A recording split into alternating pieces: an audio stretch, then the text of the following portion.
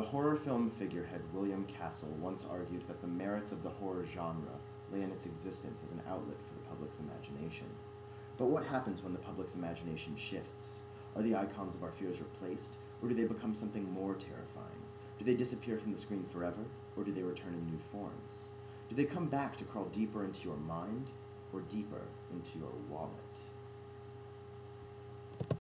Since film became a popular medium, adaptation has been a common practice across all genres. Romantic novels have become romantic comedies, pulp detective fiction has manifested itself in film noir, and comic books have inspired a whole slew of silver screen adventures, costumed and non-costumed alike. There's even the elusive film-to-musical film adaptation. The horror adaptation is unique in regards to the rates at which the central subjects are made and revisited.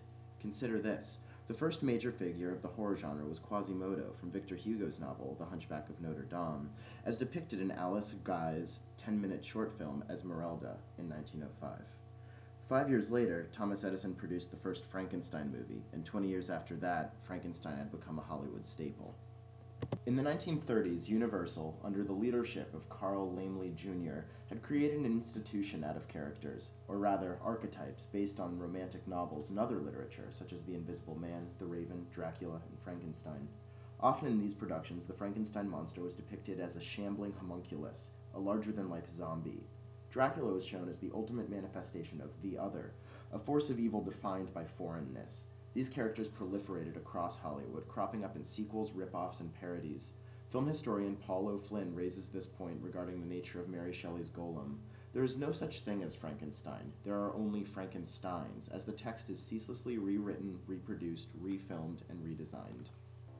30 years later, a British production company known as Hammer famously took Laemmle Jr.'s horror icons and invoked a new sense of relevance into them.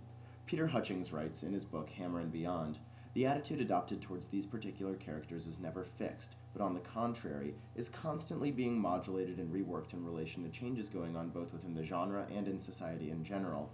Consider this clip from Universal's Dracula starring Bela Lugosi. Now this one from Count Dracula starring Christopher Lee. Notice how in the former, Lugosi is depicted as this grand, imposing presence from high up on the stairs, whereas Lee is depicted as an equal to Fred Williams' Jonathan Hawker. Decisions like these were made not for lack of budget, but rather to make the film scarier for the audience at the time.